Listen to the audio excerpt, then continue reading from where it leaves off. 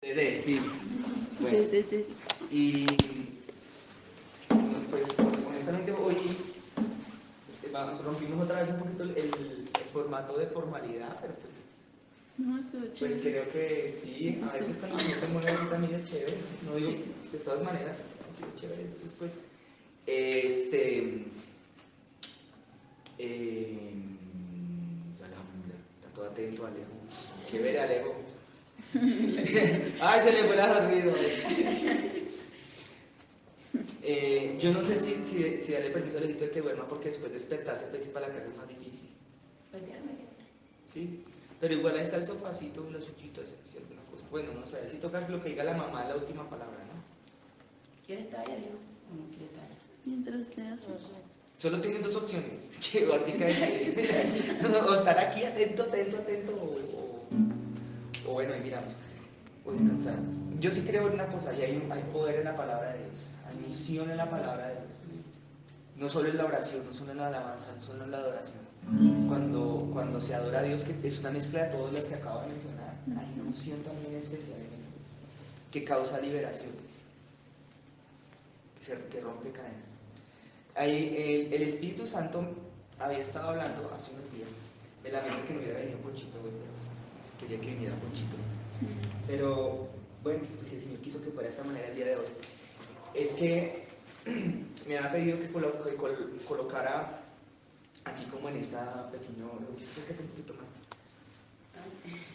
cerremos, sobre la mesa un tema que está escrito en la palabra de Dios, que es el tema acerca de lo que se está hablando también allá nuestros hermanos en Neiva, que son los rudimentos. No creo que ellos ya lo terminaron de hablar, ellos estaban haciendo como un repaso, ¿no? No terminaron, estaban haciendo como un repaso. Y por alguna razón que no comprendo del todo todavía este momento, pues el Espíritu Santo me ha hablado o me ha puesto más bien en sentir así como unas 3 o 4 semanitas de hacer lo mismo en esta reunión, por estos días, mientras tanto, mientras que esté yo, más adelante pues va a estar otra vez el hermano Poncho, de pronto la hermana Dianita, pues el Señor también se lo permita de nuevo, no sé quién más, en la reunión de los viernes, ¿sí? Pero entonces es algo que de pronto los que yo conozco, aquí yo sé que ya saben, y lo han escuchado más de una vez. Pero pues el Espíritu Santo le plació que fuera de esa manera en estos días y creo que el que ha salido más beneficiado de eso he sido yo, el que ha venido hablando de esas cosas. Porque la Biblia describe lo que estamos hablando hace unas semanitas para acá como rudimentario. La misma Biblia define que hay unas cosas que son profundas y profundas y complicadas, que son características de las personas que ya tienen una maestría y un conocimiento profundo de las mismas cosas de Dios. Pero habla de otras que les llama rudimentarias. ¿Cuántas son? ¿Ustedes saben cuántas son? Son 6 cosas. Perfecto, vale. Punto para todo. Son 6. Y me atrevo a decir que esas 6, si ustedes manejan esas 6 y comprenden, al menos por ahora, a un nivel intelectual, cuáles son esas 6, les pueden entender después, más adelante, toda la profundidad que está ahí para abajo en la palabra. Y les voy a pedir un favor a todos, y siempre lo hago, niños, adultos, ancianos, el que sea que esté acá, desde el más nuevo hasta el más antiguo. Es imposible estar en la escuela del Espíritu Santo si uno antes no hace una cosa, y se les voy a hablar como me la habló una vez una profesora que tuve hace 20 años, con un ejemplo. Todo el conocimiento que ustedes crean tener en este momento acerca de algo, tienen que quitárselo como si fuera una chaqueta y dejarlo allá afuera, y cuando salgan se lo vuelven a poner. Porque es imposible, y esto no lo dice la Biblia, es un proverbio chino, llenar un vaso que ya está lleno. Es imposible llenar un vaso que está medio lleno. Y es imposible llenar un vaso que está medio vacío. La única forma de llenar un vaso es cuando el vaso está absolutamente vacío. Y de pronto por eso también es que a mí me ha llamado tanto la atención hablar de estos que la Biblia le llama rudimentos. Porque pues cada vez que no solamente los hablamos, sino vuelvo y lo escucho, esta cosa, yo digo, Dios mío, esto es como si fuera la primera vez que lo escucho. Y así debe ser. Nosotros tenemos que ser como niños, dice la Biblia. Y se refiere en eso, entre otras, a eso. ¿Sí? No las hay ninguna. Otra vez volvemos a sentarnos a los pies del Señor a aprender, ¿vale? ¿Cuántos tienen una Biblia por ahí? ¿Cuántos trajeron sus Biblias? No. Ay, me cambia el canción. Sí. Ay, no, tranquila. Yo no sé, yo traigo aquí esta que usé la otra vez. ¿Alguien más falta? ¿Alguien más quiere?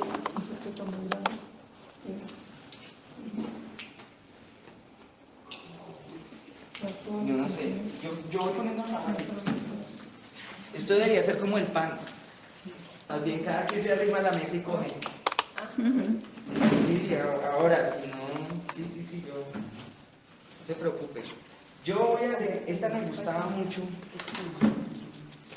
Les voy a ser honesto, esta me gustaba mucho hasta hace 8 días, hace 15, porque me di cuenta que hay algunas cosas que aquí me cuesta más trabajo encontrar en esta. Hay unas que son rápidas, pero pues me cuesta trabajo. Pero hoy la voy a usar a ver cómo la hago. Eso, como el pan. Cada quien va y coge el que necesita. Hebreos capítulo 6. Otra, a ver, para él, ¿cuántos son los rudimentos? ¿Cuántos son? 6. Perfecto. Yo me atrevo a decir que vienen de a parejas. Son 3 parejas de 2.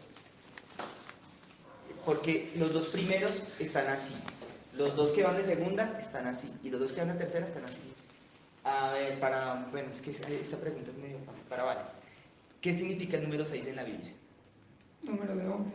Gracias, Vale. Noción de orden. un punto para Vale de acá, muy bien. ¿Qué significa, Heidi, el número 666? La de bestia. Perfecto, muy bien. Dianita, ¿por qué el número 6 es número de hombre?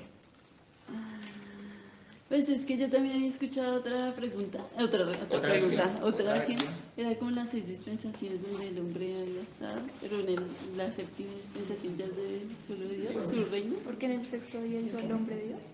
Esa es la respuesta bíblica, aunque esa respuesta es más bien una consecuencia de la causa. Es que sí, como que por allá lo escuché alguna vez. ¿Hebreos qué? Capítulo 6. Muy bien, Alejo. Eso es lo que hay que hacer al principio. Ya después uno empieza a encontrarlo rápido. De tanto hacer eso, después uno los empieza a encontrar. Sí, muy bien. El índice. El índice. Exacto.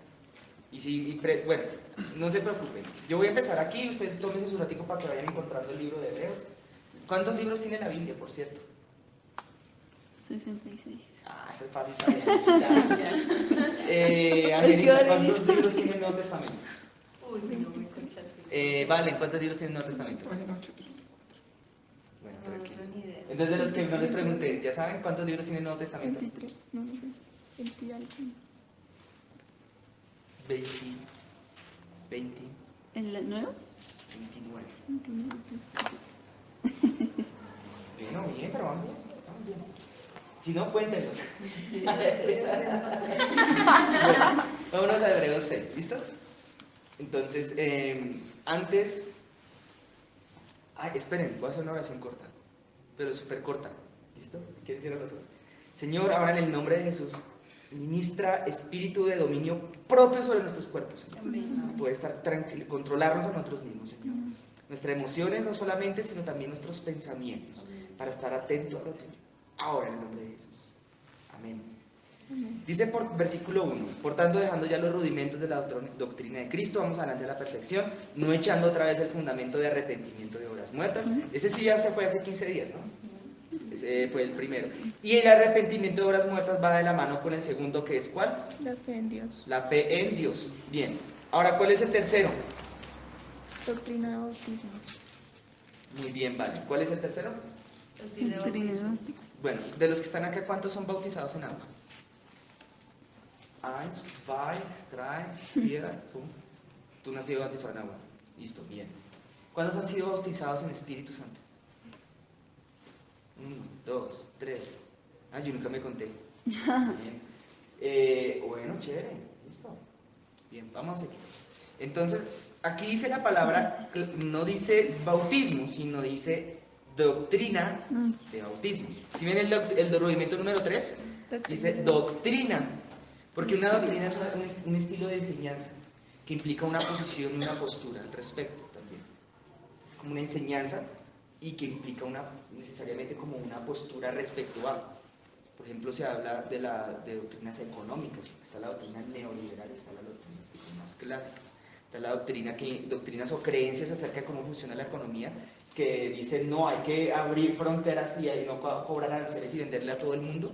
Que hay otras que dicen no, hay que proteger la industria, no, hay que poner aranceles, no, hay que restringir la importación.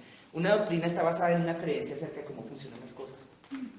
Entonces una doctrina de bautismos es una postura y es casi que procedimientos, implica procedimientos que tienen que ver como basados en algo que uno cree. Primera pregunta aquí para dejar las cosas. Miren que las preguntas más difíciles suelen ser las de respuestas más fáciles y más sencillas. Les voy a preguntar a todos. Pero con definición, o sea, una definición, por favor, como si fuera un niño de 9 años. ¿Qué es un bautismo? Una inmersión. Símbolo de arrepentimiento. Como si fuera un niño de 9 años. Eterno. Respuesta incorrecta. Sumergir algo en... Sumergir algo en. Había un personaje en la literatura antigua, que no es bíblica, sino que lo voy a coger prestado. Voy a abusar de Homero, no me acuerdo quién fue el que escribió eso, para utilizar aquí una historia. Un personaje que llamaba Ulises. No, Ulises no, Aquiles. Ulises era el héroe en esa historia. Bueno, no se la recomiendo que la lean todavía, solo está en la Biblia. Era una historia ficticia. ¿Ustedes saben por qué era famoso Aquiles? Un talón. Exacto, ¿no han visto las marcas de zapatos de Aquiles? Yo no sé por qué le ponen, bueno. Por el talón. ¿Y qué era lo que tenía Aquiles en el talón? La debilidad. Bueno, se hace... Es tan así, era tan famosa la historia, que se dice que cuando alguien tiene un punto débil en su alma o en su carácter o en su personalidad o en su vida, a eso le llaman el talón de Aquiles. ¿Y en qué consistía la debilidad de Aquiles en el talón? ¿Qué era eso? ¿Se acuerdan de esa historia? Bueno, supuestamente, miren que eso tiene algo de bíblico. Aquiles fue tomado por su madre, la madre de ella era como un ser divino, como una diosa, y en esa creencia de esa mitología griega, ella cogía a su hijo y para que su hijo fuera inmortal lo sumergía doctrina de bautismos, lo sumergía en un agua que causaba inmortalidad cuando algo era sumergido en ella. Entonces si tú metías solamente la mano te quedaba inmortal. Te podían coger la mano con lo que fuera y no te pasaba nada. Pero ella sumergió todo su niño para que el niño fuera como un dios. Y cuando lo sacó, ¿saben por dónde lo agarró para meterlo en el agua? Por el talón. Entonces el talón era el único lado que era humano y el resto era inmortal, divino. No podían hacerle nada. Entonces, claro, en esas famosas historias que hablaba de ese señor Homero, la Ilíada y la Odisea habían batallas y a Aquiles no le pasaba nada. Eso era el guerrero que acababa con todos los troyanos, mejor dicho, hasta que alguien se dio cuenta de su punto débil y por ahí le lanzó una flecha y murió. Bueno, tal vez en esa historia la única era desangrada, murió Don Aquiles. ¿Qué tiene que ver esto con la doctrina de bautismos? Existen muchas clases de bautismos. No me voy a poner a preguntarles cuántos tipos de bautismos hay, porque son preguntas que hace el pastor Mauricio. Entonces va a decir, ¿cuántos tipos de bautismos hay? Eso, ¿cuáles son? En agua, en espíritu y en fuego. Bueno, yo me contradije, yo dije que no iba a preguntar. Entonces coge a Don Aquiles y en ese sentido, ahora haciendo este paralelo, o sea, usando esta historia como una metáfora, nosotros venimos siendo como una especie de Aquiles. Nos pasa a nosotros algo parecido en nuestra relación con el Espíritu Santo. Por eso pregunta que cuántos habían recibido el Espíritu Santo o habían sido bautizados en el Espíritu Santo, que no, es otra cosa diferente. Aquí permito explicar cosas sin entrar en detalles bíblicos. Voy a hablar un poco no tanto desde lo teórico, sino también desde lo experimental. Cuando tú crees en el Señor Jesucristo y le recibes en tu corazón y le confiesas con tu boca, más bien, tienes según Apocalipsis, él compara eso como una escena en la que Jesús está golpeando la puerta. Si tú dices, sí, yo te acepto y yo creo en ti, entonces Él entra, dice ahí, entra a tu interior. Pero Jesús literalmente no entra, literalmente Jesús está hecho de carne y hueso, es la única parte de la divinidad del Dios a quien nosotros adoramos, que es carne y es hueso. Entonces, ¿cómo puede ser esto posible?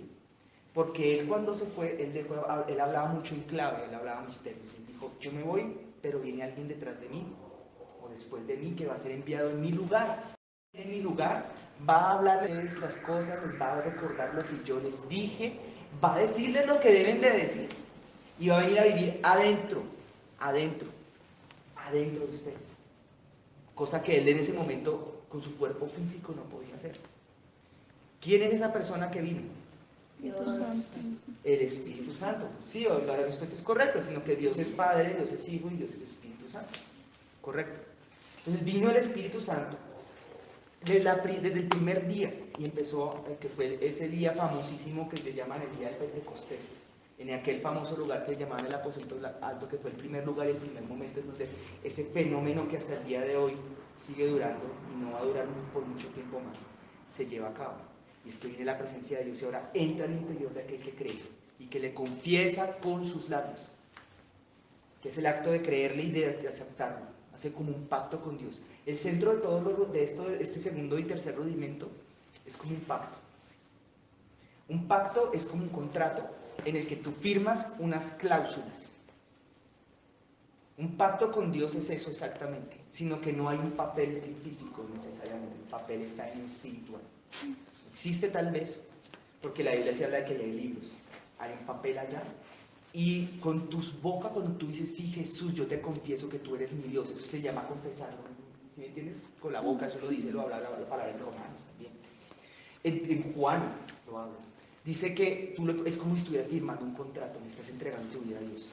Así tú se la, como pasó en Los Simpsons, no, ustedes no ven eso. A Homero Simpson le vendió el alma al diablo. Era una historia chistosa supuestamente, pero tenía unas cosas tan ciertas. Esas cosas que estoy hablando acá no se deben recomendar en lo más mínimo verlas. Pero les quiero contar porque fue el ejemplo que se miró a la mente. El hombre le había vendido el alma al diablo y el diablo no se la pudo llevar porque se la había vendido antes a la mujer. Se la había dado a la mujer, le había escrito una carta que decía, mi alma te pertenece. El chiste de este asunto está en que si tú le hubieras vendido tu alma al diablo, aún, incluso si lo hubieras hecho conscientemente, aún peor si lo hubieras hecho conscientemente y firmando un papel y hasta con un sacrificio, ni aún eso tiene poder sobre el contrato que tú firmas con tu Dios, con el Señor Jesucristo. ¿Por qué? Porque Él es superior a cualquier otro ser que hubiera sido creado. Ese contrato supera cualquier palabra que hubieras emitido con tu boca con la cual hubieras sido atrapado en maldición. Y cuando tú le perteneces a Él, ya a nadie más le vas a pertenecer. A nadie más. Entonces, Él entra y envía su espíritu, el de Él. Ya no el tuyo, pero tú tienes un espíritu que es como una partecita de Dios que hace que estés con vida. No, Él envía el Espíritu Santo a morar adentro de ti. Ese es el mayor milagro que se fraguó en la cruz del Calvario. Entonces el contrato consiste en eso, es que Dios no entra, Él no puede y Él no lo hace.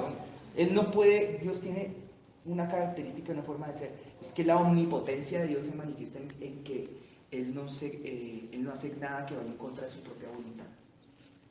Eso es más o menos como la omnipotencia de Dios. Él no puede hacer nada que vaya en contra de su propio deseo y voluntad. Entonces, si tú no le abres la puerta, Él no entra. Sencillo. Es así, esa es la voluntad de Dios. Es todo lo contrario a cómo funciona el reino de las tinieblas. Es todo lo contrario. Te engañan y te asaltan. Y tú nunca supiste y nunca diste permiso. Algunos lo harán voluntariamente. Entonces, ¿qué ocurrió? Bueno, viene, o conscientemente es la palabra, viene el Espíritu Santo y entra. Y Él entra a tu vida porque tú hiciste un contrato con Dios. O sea, un pacto. Los pactos son contratos aún de palabra, incluso entre los seres humanos. Entre Dios y los hombres, en este caso. Pero la Biblia dice que pacto es pacto y así sea de hombres, debe cumplirse. Entonces, hay una canción que decía, Dios de pactos, ¿se acuerdan? Que guardas tus promesas. Todo aquel que venga a hacer un pacto con Dios recibe el Espíritu Santo. ¿Ahora qué tiene que ver esto con la doctrina de bautismos? ¿Qué dice la palabra de Dios? Nosotros cuando creemos y le recibimos, ahora el Espíritu Santo viene adentro. Pero resulta que el Espíritu Santo tiene niveles. ¿Cuántos creen que Dios está en todas partes? Amén. Todo el mundo responde amén como de a la primera. Pero no, resulta que no es tan así. No es tan así. Yo he escuchado testimonios, porque esto que voy a hablar no es que esté explícito en la Biblia, de personas que sí han dicho que han visto el infierno, y a veces, pero como manera de excepción, Jesús lleva a esas personas hasta allá. Por tanto, por un momentito Jesús puede que esté allá. Es más, estuvo allá los 3 días que estuvo en el sepulcro, su cuerpo. Pero no todo el tiempo. No es lo mismo que el nivel de profundidad del Espíritu Santo en esta casa, en este momento, que de esa puerta para atrás. No es lo mismo. No es lo mismo el nivel de intensidad de la presencia del Espíritu Santo en un lugar en donde se están cometiendo asesinatos o adulterio, que en un lugar en donde se esté adorando y alabando a Dios, por ejemplo. Son espíritus que no tienen nada que ver unos con nosotros. La presencia de Dios tiene niveles de profundidad. Entonces, las cosas, sí, la Biblia declararía que todas las cosas sí están desnudas y dispuestas delante de los ojos de Dios. Eso sí es otra cuestión. Pero no necesariamente es que Él esté ahí en todas partes. Cuando hablamos de la omnipresencia de Dios, es un concepto que no es que está mal entendido, o a veces está entendido solamente a una escala demasiado humana, una escala demasiado pequeñita. Entonces, ¿qué ocurre con el Espíritu Santo? Él viene a vivir adentro de nosotros porque hicimos un contrato con Dios. Ahora la pregunta, vamos a hacer una pregunta más entrando en lo obvio. ¿Cuántos de los que están aquí en este momento hoy le entregaron su vida a Jesús, a este momento? Ni siquiera terminaron. Con sus labios. Amén. Bien, listo, perfecto. Todavía no, nadie te va a obligar, no te preocupes. No te vamos a acuerdar, repita, no. Hay iglesias que a mí me pasó cuando chiquitos y me la hicieron. Yo estaba como Alejo y repita, a ver, repita. Bueno, no me hicieron así. Repita, a ver, Jesús, te recibo, mi corazón. Y uno, loro, soy loro. No, eso no funciona así, hay que creer y hay que quererlo. Si no, no entra. No entra. O sea, eso no funciona así. Pues bien, hay un libro en la palabra, vamos a abrirlo, Ezequiel. A ver si yo lo encuentro en el capítulo. Ya les digo, creo que es... No, me va a tocar buscarlo en una Biblia de papel. Ezequiel... A ver, ¿dónde está? Si alguien...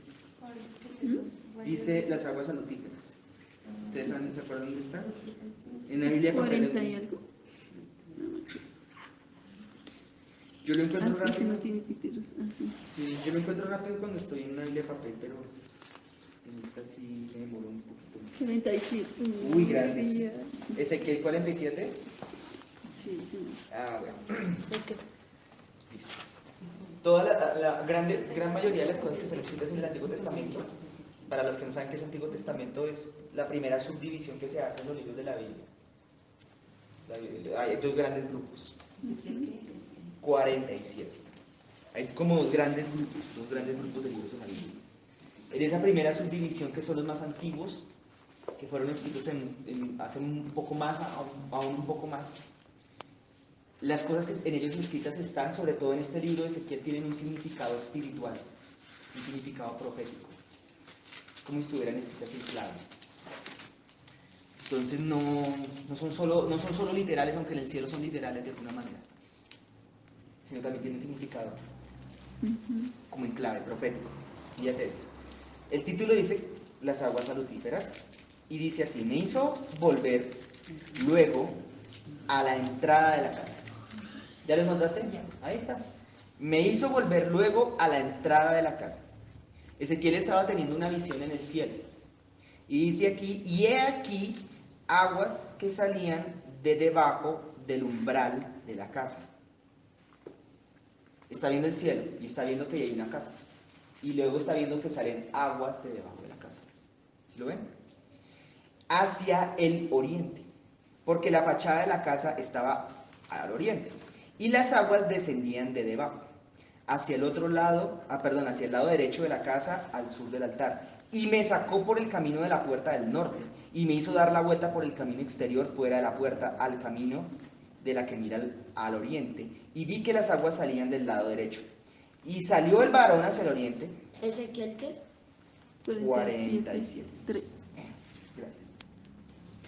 Y salió el varón hacia el oriente llevando un cordel en su mano. ¿Llevaba un qué? Un cordel. Y midió 1000 codos. ¿Midió cuántos? Bueno, 1000 codos. Yo supongo que un codo es como lo que es de aquí hasta acá.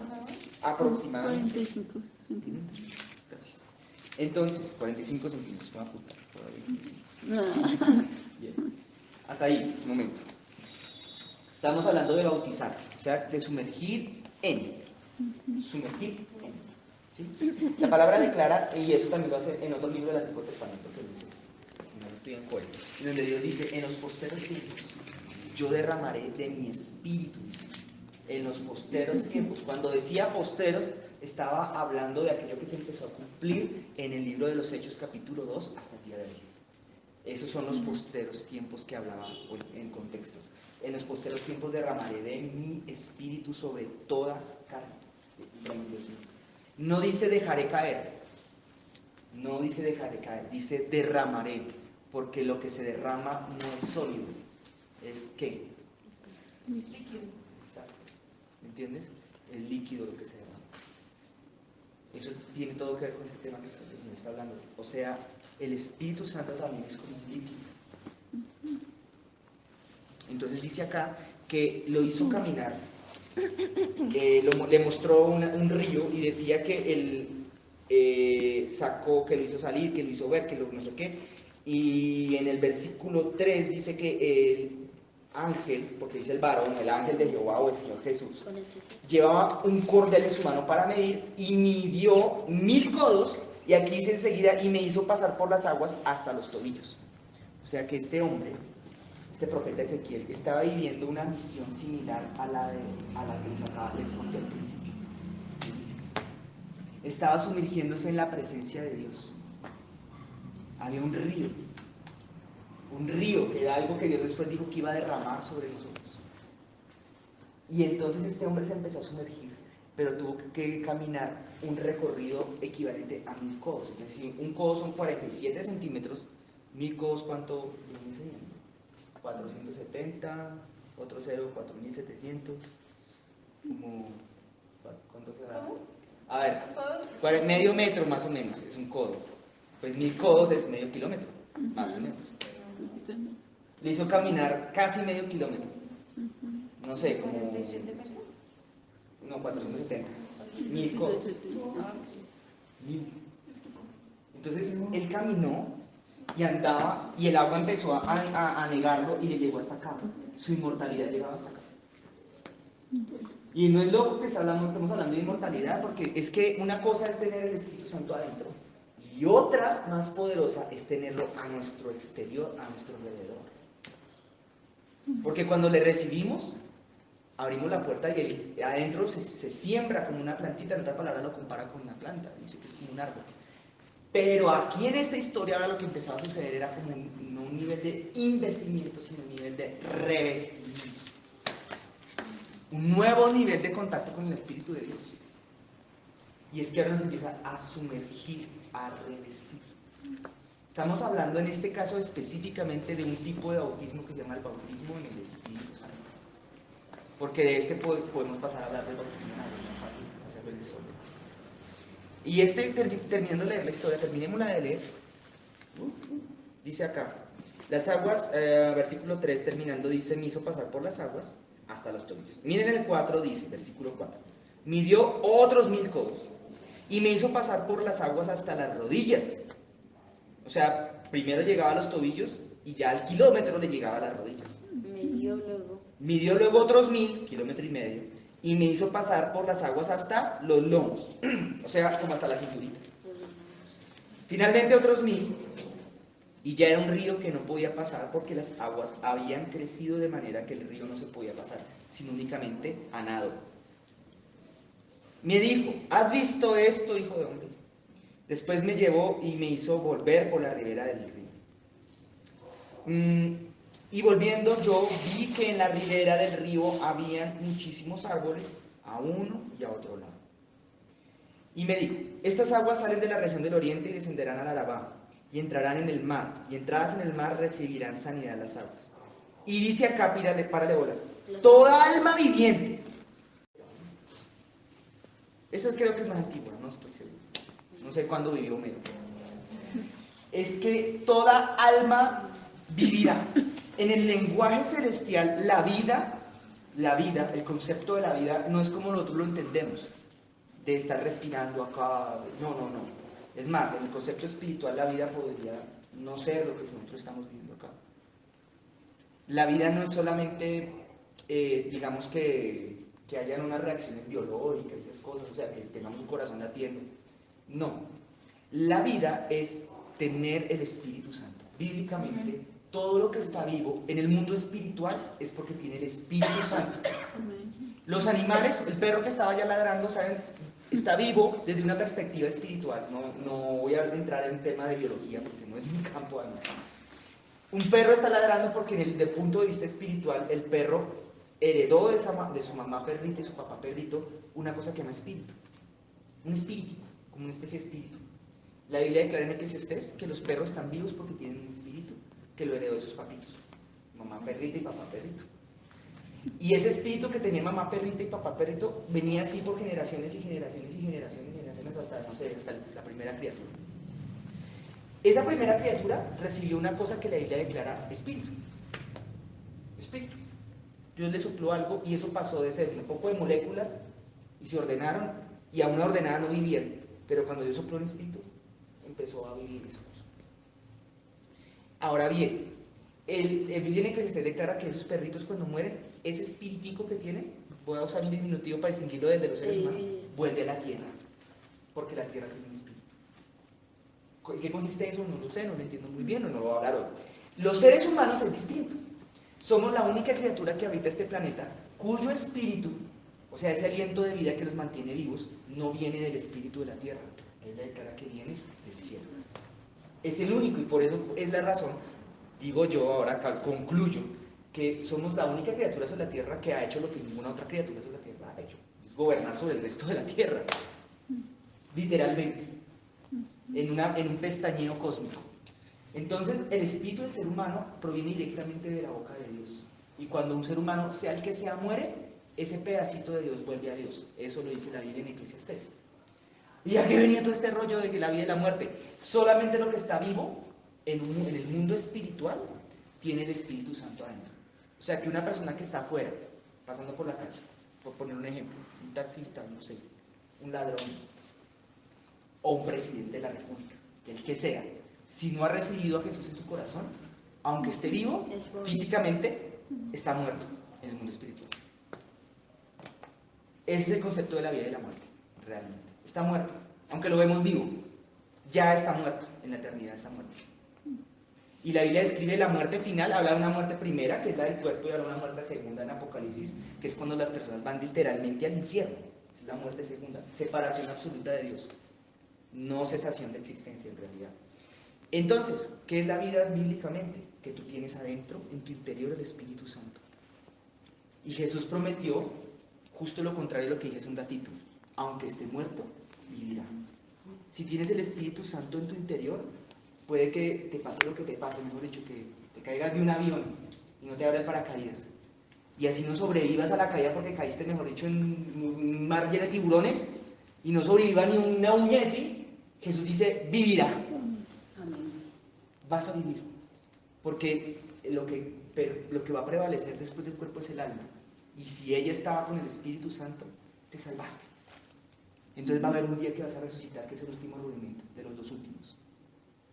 Y te vas a salvar. Porque el alma seguirá existiendo. A donde sea que vayas después de muerto. O de muerto. Entonces, ¿qué tiene que ver esto con las aguas salutíferas? Todo aquel, decía aquí, que sea sumergido en ese río, no dice el que le llegue hasta acá, ni hasta acá, ni hasta acá, dice el que sea sumergido, dice el que nadare, ese vivirá.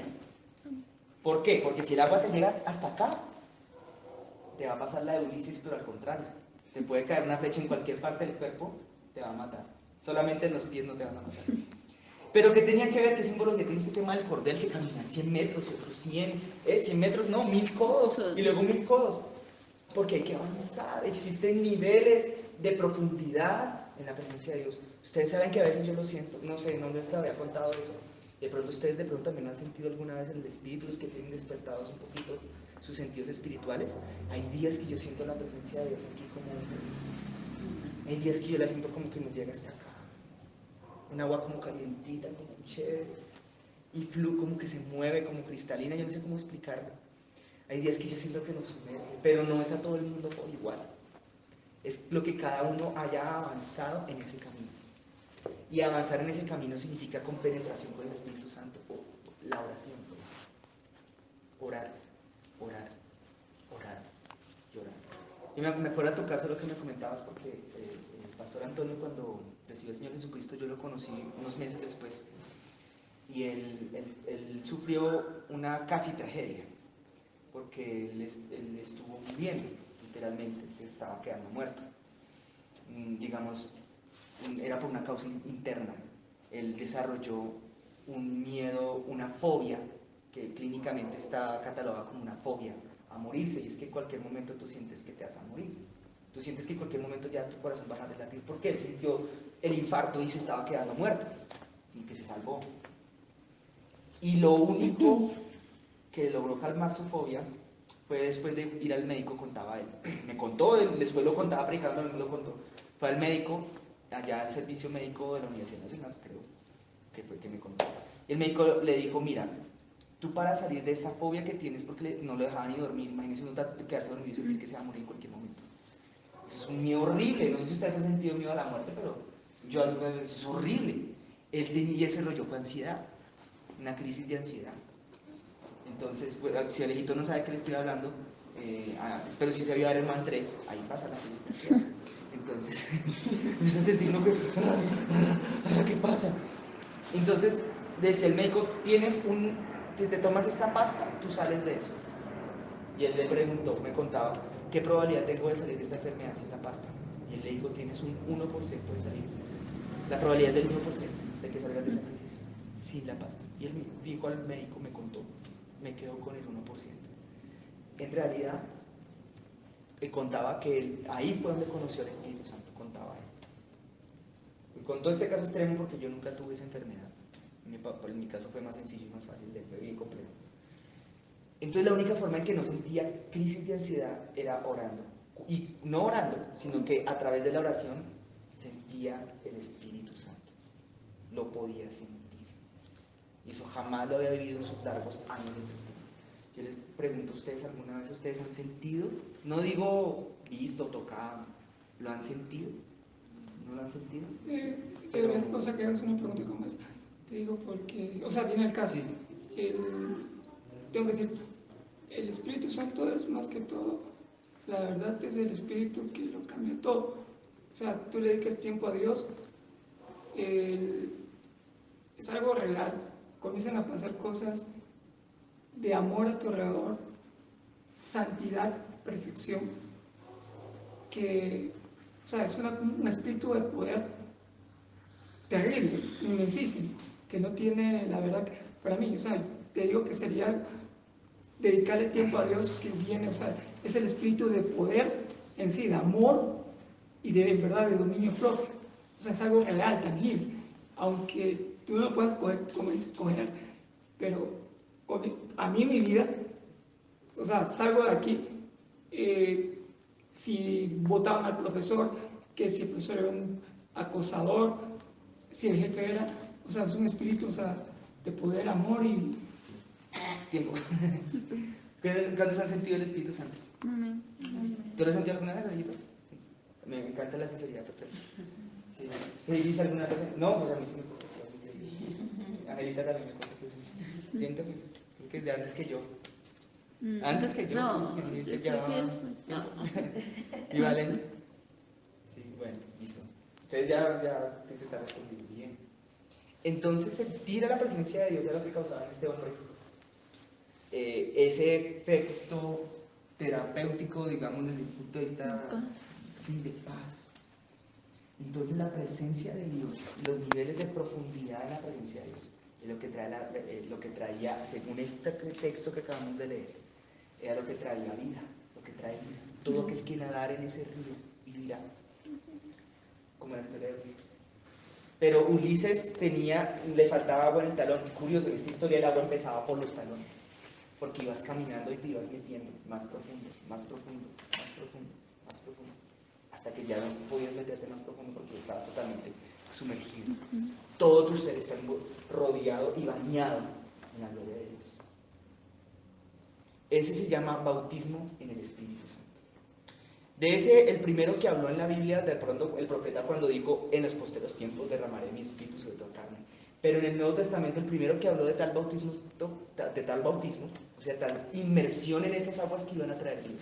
El primero que habló de eso fue precisamente uno que le apodan el Bautista, o sea, Juan, el Bautista. Y Juan el Bautista bautizaba en agua, pero ahorita vamos a hablar de pronto en un minutito en qué consiste ese bautismo en agua. Ahora, antes de hablar, ¿quiénes están bautizados en agua? 1, 2, 3, 4, 5, 6, 7. Ahora, ¿quiénes están bautizados en agua siendo adultos? Muy bien, 1, 2, 3, 4, 5, 6, perfecto. Alejo no, que ni siquiera es adulta. Muy bien, pero pronto lo será. Exacto. Entonces Juan el Bautista decía, miren, yo bautizo en agua. Sí, es verdad. Pero sepan ustedes que el que viene detrás de mí los va a bautizar en Espíritu Santo. ¿De quién estaba hablando Juan el Bautista cuando decía aquel que viene detrás de mí? De Jesús. De Jesús. Pero si Jesús no está de cuerpo físico acá, ¿quién es el que está en reemplazo? Dios. El Espíritu Santo. En ese es el que nosotros nos sumergimos. Nos debemos andar sumergiendo. Debemos vivir sumergidos en el Espíritu Santo. Por eso el tema de la oración. Elías tenía un dicho: vive Jehová en cuya presencia yo estoy. Entonces, y este señor dijo otro tipo de bautismo. ¿Cuál era el otro? Fuego. Lo había hecho Vale hace un rato. Juan el Bautista decía: Jesús os bautizará en Espíritu Santo y fuego. Y él dijo esas dos cosas después de mencionar que él bautizaba en agua, que es el tercer tipo de bautismo. De hecho, el primero, el segundo y el tercero son Espíritu Santo y fuego. Hay un concepto en la Biblia que es el fuego, que ya es el análogo al agua, y es el fuego. Pero hablemos primero un poquito del agua. La Biblia declara, y si mal no estoy en el libro de Hebreos, pero no lo vamos a leer porque esto no tiene que volver eterno. La Biblia narra en Hebreos que el pueblo de Israel, si mal no estoy en Hebreos, que el pueblo de Israel tuvo que ser bautizado en agua. Y empieza a narrar el porqué del bautismo en agua. ¿Y qué es eso y para qué sirve? Porque es como meterse en agua. Pero es una especie también como una analogía de lo que había de pasar después con el Espíritu Santo cuando fuéramos a ser sumergidos en él. ¿Sí? Resulta que el pueblo de Israel, en los tiempos de Moisés, vivían esclavos, aunque muchos no sabían que eran esclavos, estaban cómodos, pero igual eran esclavos, en una tierra llamada la tierra de Egipto. Vivían en una provincia que se llamaba la provincia de Gosén. ¿Saben por qué ustedes, el pueblo de Israel, vivía en la provincia de Gosén? ¿No saben por qué? ¿No? ¿Ni idea? Sí, Bueno, vivían en la provincia de Gosén porque Faraón había decretado que en Egipto, debido a que en Egipto ser pastores de ovejas era una gran abominación, la tierra de Gosén era como apartadita. Entonces allá podían hacer sus labores de sus costumbres, que eran criar ganado. Criar ganado en Egipto era una abominación, era, mejor dicho, como una ofensa contra los dioses de ellos, porque los dioses de ellos eran los dioses del agua y del sol. El dios de ellos estaba relacionado con el río Nilo, las crecidas del río Nilo y por ende la agricultura, que fue lo que sostenía en manera, por lo menos una manera importante en ese tiempo, a Egipto. No eran de ganado, tanto como si eran agrícolas. De hecho, pues se cree que fue una sequía lo que acabó con ellos, se cree. Entonces, pues claro, ser pastores, eso era como hoy en día en el Egipto espiritual en el cual vivimos. Hoy en día en el Egipto espiritual tú dices, pastor, ladrón de diezmos, pastor, engañador. Sí, eso no ha cambiado mucho en un sentido espiritual. El día de hoy ser pastor también es abominación, porque está profetizado que en estos tiempos este mundo va a ser como Egipto. En un sentido moral, no en un sentido literal, ¿no? Aquí no hay nadie andando adorando a Rania, ¿no? Entonces, ¿qué ocurrió? Pues, hombre, ellos vivían en una región. Ellos hicieron un pacto con Dios. Moisés fue enviado para liberarlos, aunque ellos no eran conscientes de que estaban esclavos. No todos, por lo menos. Solo cuando Faraón empezó a oprimirlos, de pronto, uy, sí, clamaron a Jehová. Dios dijo, los voy a sacar, pero antes de sacarlos me tienen que hacer pacto conmigo. Ya estoy aquí hablando como los términos bíblicos, pero de sangrecita. El por qué no es tema de esta lección, pero sí a Dios le gusta que se derrame sangre. no al diablo, no tanto al diablo. El diablo también lo hace, pero porque el diablo es un copietas. Y él no tiene nada original porque él no fue creado para ser original. Fue creado para otras cosas. Y él está haciendo, de hecho, algunas cosas para las cuales no fue creado, que es un rebelde, pero él es incapaz de crear. Entonces él es un copietas que quiere imitar a todo lo de Dios, y por eso es que ustedes verán que algunas cuestiones que se mueven, donde se mueve el satanismo, la brujería y esas vainas locas que al diablo le encantan, hay sacrificios de animalitos. Y en los casos más extremos hasta de humanos. Y entonces, no, eso era idea de Dios. A Dios le gustaban los contratos con derramamiento de sangre. Sí, suena loco, a veces puede que suene como macabro, pero la sangre de Jesús es la que selló el contrato en el cual nosotros estamos hoy. Ya no tenemos que pagar con la sangre de nadie ni de nada. Jesús pagó con la de Él, y por eso es que es tan valioso y tan delicado jugar con Dios. Con Dios no se juega. A veces uno pareciera en este mundo afuera de estas puertas que diera más miedo jugar con el diablo que jugar con Dios. Pero debería dar miedo es jugar con Dios. Ese debe dar miedo, con ese es el que debe dar miedo jugar con Dios, no se juega. La sangre de Jesús es preciosa. Y entonces resulta que pues, ellos hicieron pacto, se derramó sangre, juntaron la sangre en los dinteles y el cosito de la puerta para que el ángel de la muerte, oye qué curioso, el ángel de la muerte no entrara a matarle a los niños. Y entonces al día siguiente, o no sé si a la semana siguiente, salieron de Egipto, marcharon por el desierto, y entonces llega la famosa escena que sale ya en todas las películas de Semana Santa, en donde Moisés levanta la vara, y, ay Señor, un minuto antes decía, Dios mío, ¿qué hacemos? Aquí nos morimos. Llegó Faraón con sus ejércitos, ahora sí nos va a exterminar a todos. Y Dios le dice, levanta tu vara y ponle, y Moisés pone la vara, ¿y qué pasó ahí, Alen? ¿Ni idea? ¿Qué pasó con el mar? Pasaron en seco. Ahí fue el bautismo en agua de ellos. Todos fueron pasados por agua. Todos. Toda persona, todo ser humano que nace en este mundo natural, o todo mamífero, no vamos tan lejos, todo humano, cuando nace, bien sea por cesárea o bien sea por parto natural, viene de un bautismo. Claro que no es un bautismo bíblico, es un bautismo natural. Estaba en el líquido amniótico de la mamá. Exactamente lo mismo pasa en el mundo espiritual cuando alguien nace de nuevo, que no es el tema de hoy tampoco, pero el que haya nacido de nuevo tuvo que primero necesariamente haber sido sumergido en el Espíritu Santo, que es como un líquido amniótico, y haber sufrido una metamorfosis moral, o sea, una metamorfosis interna allá adentro. Si tú no has llegado a quinto de primaria, no sabes qué es metamorfosis. ¿O sí? ¿Sí sabes qué es metamorfosis? ¿Sí? Bueno, ahí adentro del agua. Eso es nacer de nuevo. Transformarse y nacer, salir del agua, salir y nacer, una nueva criatura. Y sí, si alguno de ustedes me hubiera conocido hace 20 años y luego vuelve y me conoce hoy, como varias personas a mí me lo dijeron, y algunos me lo sostienen hoy en día, usted es otro que hace 20 años. El que yo conocí hace 20 años es otro al que veo hoy. Si ustedes me hubieran conocido hace 20 años, podrían también dar testimonio de que el que vivió hace 20 años se murió. Y lo que queda acá es lo de afuera.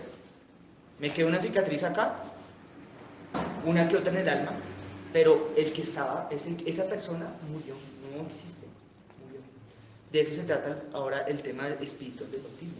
Y ahora, entonces, ¿qué viene lo del agua? El pueblo de Israel, después de ese bautismo en agua, fue al desierto.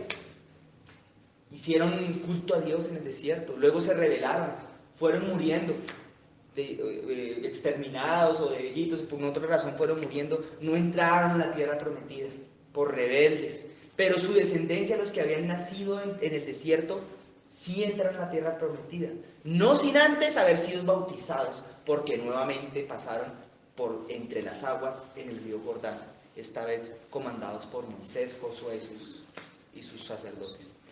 El agua se abrió, pasaron por el agua, se bautizaron. Pasaron por el bautismo en agua también ellos. Y eso es lo que habla la Biblia, creo que está en Hebreos, no recuerdo verificar el texto, y me demoraría mucho buscándolo, no me quiero demorar, en donde habla de eso. Todos fueron bautizados y entraron a la tierra prometida. Ahora bien, ¿por qué Juan bautizaba? El bautismo en agua, la Biblia lo coloca como un requisito. O sea, si nos bautizamos, dice ahí, nada que hacer. Todo aquel que llegue y recibe a Cristo en su corazón se salva. Pero todo aquel que tenga a Cristo en su corazón y el Espíritu Santo tiene que cuidar esa salvación. Entonces Dios dice, listo, ya te comprometiste conmigo. Ahora quiero que hagamos un pacto. Y los pactos con Dios tienen un ingrediente que ya les mencioné hace un ratico, que es, ¿cuál? Sangre. La sangrecita, que es la de Jesús, la que fue derramada. Ustedes saben que la Biblia dice que esa sangre, cuando hacemos pacto con Dios, nos cubre a nosotros. ¿Sí saben que la Biblia lo dice? ¿Y saben en qué libro lo dice? En Hebreos. Y ese sí está en Hebreos capítulo 9, pero no me acuerdo del versículo. ¿Y saben qué es lo que hace que esa sangre nos caiga a nosotros y nos cubra? ¿No saben qué es? El Espíritu Santo. Sí, bueno, por medio del arrepentimiento llegamos a Jesús. El Espíritu Santo. Dice Hebreos 9, no sé si se lo dice. Dice que mediante el Espíritu Eterno, que el Espíritu Eterno, dice ahí, o sea, el Espíritu Santo, que uno de sus atributos es que es eterno, nos trae la sangre de Cristo. Nos cubre, él dice literalmente, cubrirá vuestras conciencias y vuestros pensamientos. Nos cubre la sangre de Jesús por medio del Espíritu Santo. Y si no es 9, eso es en el 11. No, el 11 no, porque ese es de la fe. Y bien, entonces, ¿a qué viene entonces la sangre? Había otro ingrediente entonces, sí. Ahí decía, en Mateo capítulo 1, lo dice, Juan bautizaba para arrepentimiento. El pacto con Dios, la cláusula es arrepentimiento. ¿Cuál es el primer rudimento de la doctrina de Cristo? Arrepentimiento. ¿De qué? De obras. Entonces, cuando llega la cláusula del pacto, es esa, arrepentimiento. ¿Cuál es la contraparte en el contrato? La contraparte de esa cláusula, la vida. O sea, Dios nos pide a nosotros, nos demanda arrepentimiento. No ser buenas personas, eso lo pone Dios, de hecho. Las buenas obras, la buena conducta, la fe, incluso hasta la fe. Nosotros tenemos que creer, nosotros tenemos que obedecer. Pero nosotros sí hay algo que Dios nos demanda y nos exige para poder permanecer en el contrato y que el contrato siga válido y vigente. Se llama arrepentimiento. Cada día de tu vida, arrepentimiento. Es aborrecer lo malo, odiar el pecado, odiar lo malo y cambiar. Comprometernos con cambiar para nuestro Dios. Arrepentimiento. Entonces la cláusula de parte de Dios es lo que decía aquí en Ezequiel, vida. Entonces el pacto es eso, un pacto con Dios, un pacto de palabra. Pero resulta que los pactos tienen a otro ingrediente además de la sangre. ¿Cómo se llama esto? Anillo. También. Argolla y compromiso. ¿Alguien ha visto alguna vez? Eso es una tautología lo que va a preguntar. ¿Alguien alguna vez ha visto un arco iris? Sí. Un pacto. ¿Qué es un arco iris? Un pacto. Una señal. No es un pacto, pero ya lo dijeron. Una señal. ¿Qué tienen en común un arco iris y un anillo? No me van a decir que lo redondo porque no es eso. Una promesa. ¿Qué tiene en común un arco iris y un anillo? ¿No saben? Ni idea. Una ¿Lo que señal. vivió Dios? Solamente lo dijo Dios. El arco iris era una señal. Dios le dijo a Noé: esto tendréis por señal de que no voy a volver a destruir la tierra con agua. El arco iris es una señal. Una señal es algo que se puede ver. Por eso les preguntaba que quién ha visto el arco iris. Se puede ver. Los pactos, además de que tienen sangre, o por lo menos los que son con Dios se caracterizan porque tienen sangre, tienen señales.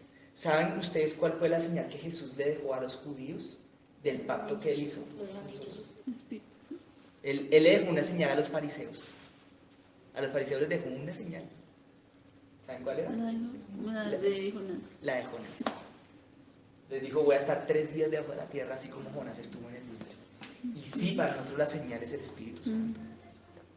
Todos los pactos tienen señales. Esta es una. No se preocupen, si tienen prisa o algo, no hay problema. Sí, no se preocupen, a ver cómo se entiende. Tranquilos, o sea, no se van a preocupar, ¿vale? Se pueden ir con la bendición del Espíritu Santo cuando Dios les diga que salgan. Entonces, esto es una señal también. La función de esto bíblicamente es más bien como ser una señal. Algo que la gente pueda ver y diga: ay, sí, vean que sí. Entonces, entonces, el pacto que nosotros hacemos con Dios, Dios, digamos que demandó y dijo: bueno, métase en el agua. Pero ¿en qué consiste el pacto de meterse en el agua? ¿En qué consiste el pacto cuya señal es meterse en el agua? Porque esto no me hace a mí casado. Es más, yo me probé el anillo antes de casarme. Yo me lo probé y eso no me hacía casado. Lo que me hace casado es el pacto. La señal es simplemente como algo que ratifica el asunto. ¿Sí me entienden? Pero ¿dónde estaba el pacto? En el arrepentimiento. Para eso es el bautismo en agua. O eso es lo que implica el pacto de que uno hace entregarle la vida a Dios. El arrepentimiento. Y por eso se metía en el agua. Era como una forma también de ilustrar lo que había pasado con el pueblo de Israel, que pasó por el agua, en donde esto de sumergirse en el Espíritu Santo, esto de matar lo viejo y de gestar en un útero espiritual lo nuevo. Ahora sí, ¿cuáles son los 3 tipos de bautismo? Agua el primero, segundo, el Espíritu Santo el segundo, y el tercero el bautismo en el fuego, que es otra característica diferente del Espíritu Santo, otra cualidad, otra manera de comportarse del Espíritu Santo. La se comporta como agua y en otros momentos como fuego, como cuando oró Elías y descendió el fuego del cielo, en donde ya es un nivel más profundo, en donde la Biblia declara y afirma que todo aquel que el que la tiene fe, dice, la fe de esa persona es probada por el fuego, ya no por el agua. El agua no prueba nada. Bueno, hay una parábola que dice que la casa que fue construida sobre la arena le llegó el agua. Nada que hacer, se fue. ¿Se acuerdan de la historia de la casa sobre la arena y la casa sobre la roca? ¿No la han escuchado? Rápido, cuentos de los 3 cerditos, pero versión bíblica. Una casa construida bien bonita, pero las bases le llegaban, estaban en arena. Otra casa bien bonita, igual de linda, pero tenía las bases y las bases le llegaban hasta donde había roca. Sí, eso es ingeniería civil, nivel básico, resumida en un minuto. Sí, entonces, la casa estaba seguramente cerca del mar o cerca de un río porque se inundó el asunto y solamente la casa que tenía bases que llegaban hasta roca sólida, permaneció. La casa que tenía bases sobre el agua, pues le pasó lo que tenía que pasar. Entonces, el que haya conocido la historia de Armero y haya visto lo que pasó en Armero, pues puede dar testimonio de qué es la diferencia entre una casa sobre la arena y una casa sobre la roca. ¿Sí? O sea, las que quedaron sobre la arena, la mayoría, pues obviamente en un minutito, o sea, las que estaban sobre la roca resistían un poco más. El agua prueba cosas, pero el fuego prueba la fe. Cuando viene el fuego, entonces es otro cuento, porque el fuego, además de que es una característica, digamos, más intensa y más profunda de la presencia de Dios, es donde la fe ha sido pasada a prueba, sometida a prueba. ¿Listo? Ahí están los 3 niveles de bautismo. Y vea que yo quería hablar de rudimentos hoy y no, demasiado largo. Quería 2 rudimentos hablarlos hoy, 2, pero tampoco me dio el tiempo. Ese es el de la doctrina. ¿Cómo se llama ese? ¿Doctrina de qué? Doctrina. ¿Y cuál es el que sigue de la mano con este?